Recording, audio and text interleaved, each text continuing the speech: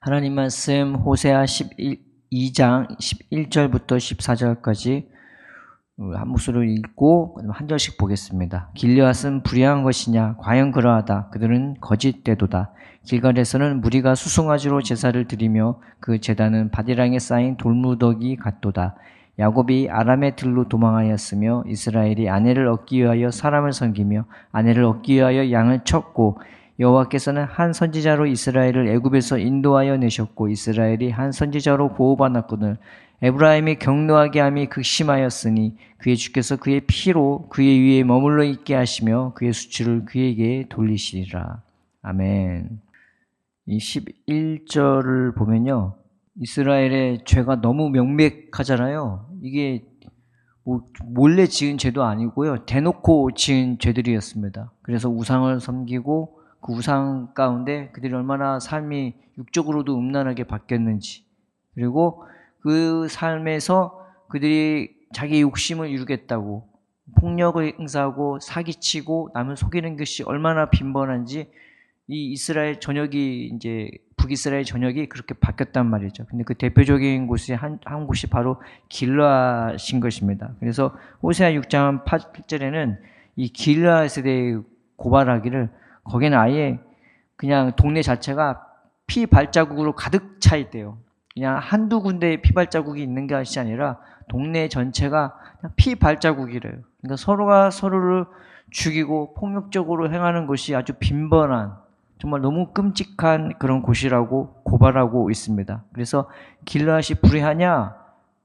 당연하지. 과연 그렇지. 이렇게 말씀하고 있는 것입니다. 그리고 그들은 거짓되도다. 이 말이 뭔 말이냐? 그들이 망하게 될 것이다.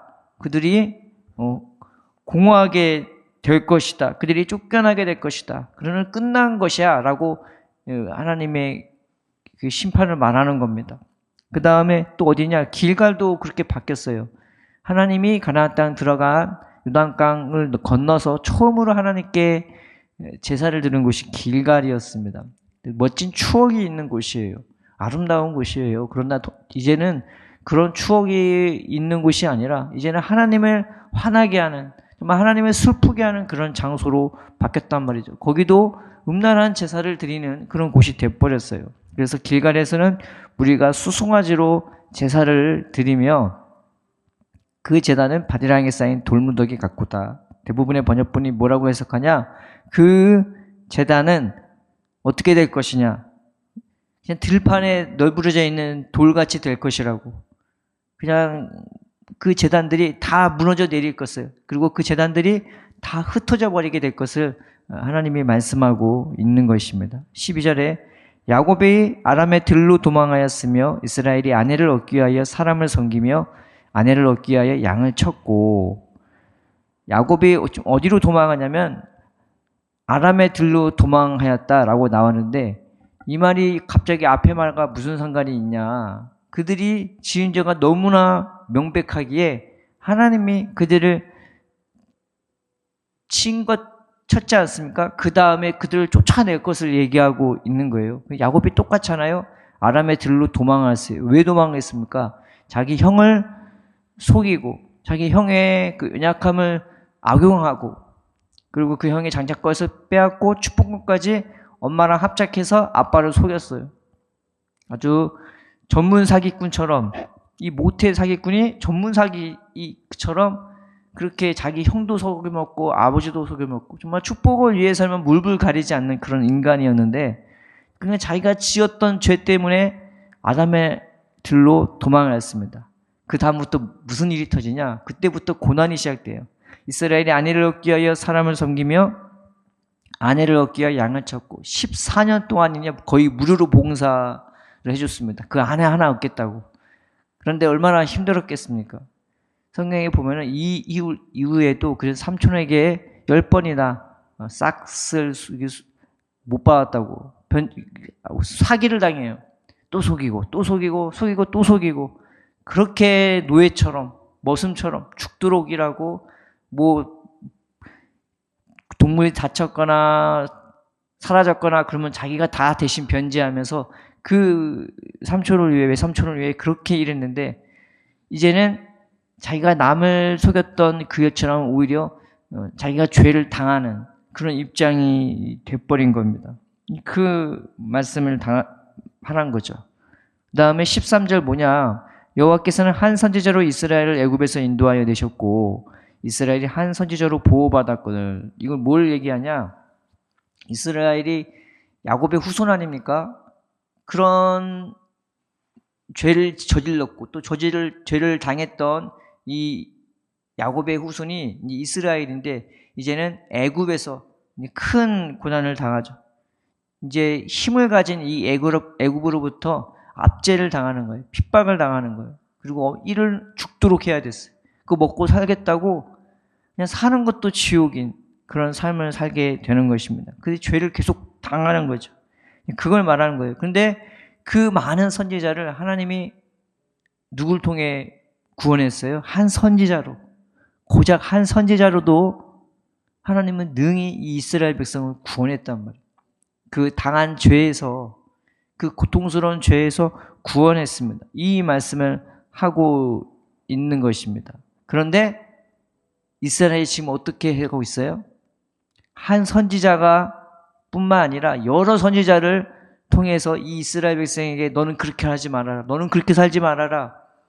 너는 그렇게 죄를 지었잖아. 누군가 남을 아프게 하고 그게 뭔지 알잖아. 너는 죄를 당했기도 했잖아. 너는 그렇게 살지 말라고 한 선지자가 아니라 여러 선지자를 보내고 끊임없이 보내는데도 하나님께 돌이키기는커녕 그 죄 가운데 계속 사는 거예요. 누군가를 아프게 하고 누군가를 슬프게 하고 누군가를 눈물 짓게 하는 그 일을 하고 있는 것입니다.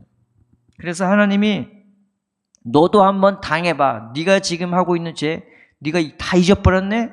그럼 너도 다시 한번 당해봐 하고 그들에게 똑같이 갚아줄 것을 말하고 있는 것입니다. 그래서 14절에 이렇게 말을 해요. 에브라임이 격노하게 함이 극심하였으니 그의 주께서 그의 피로 그의 위에 머물러 있게 하시며 그의 수치를 그에게 돌리시리라. 그의 피가 누구? 그의 수치가 뭡니까? 똑같이 자기가 남을 아프게 해서 피 흘리게 만드는 것, 눈물 나게 만드는 것, 괴로워하고 억울하고 분노케 하고 하나님을 향해서 부르짖게 만드는 아주 그런 극악의 행동을 하고 있는 겁니다. 남을 부끄럽게 만드는 그 일을 하고 있는 거예요. 근데 하나님이 네가 지었던 죄 너도 한번 당해보라고 말하고 있는 것입니다. 그래서 그 고난 가운데 이스라엘 백성을 하나님이 낮추시고 또 연단시킬 것을 말하고 있는 것입니다.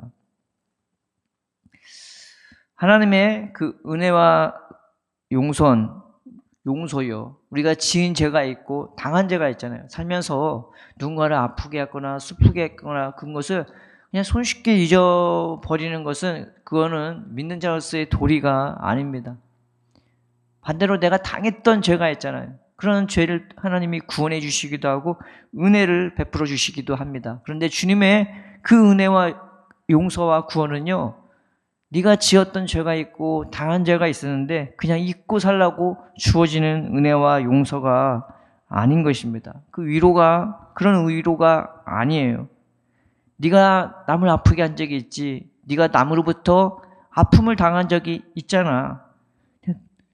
너는 그렇게 살지 말라고 하나님이 하시는 말씀인 것입니다. 지은 죄가 있고 당한 죄가 있더라도 흉터는 남잖아요. 내 마음에 괴로움과 자책감과 그런 어떻게 어쩔 줄 몰라 하는 그런 마음이 있지 않겠습니까?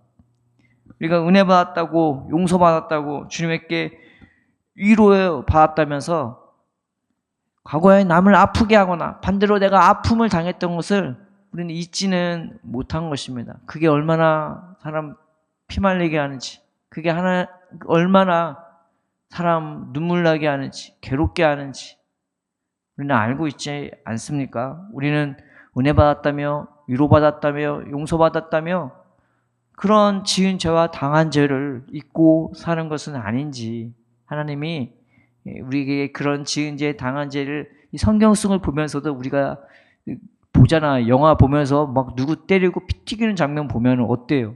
마음이 움찔움찔합니다. 왜? 내 마음이 공감이 되거든. 그게 얼마나 아픈 건지. 우리가 십자가를 보면서도 그런 거를 우리는 보는 거예요. 누군가를 아프게 하는 게 어떤 건지. 십자가에서 못이 박히고 옷이 다 벗겨지고 사람들의 모욕거리가 되고 조롱거리가 되는 게 얼마나 이게 끔찍한 건지 이번에 십자가를 보지 않습니까?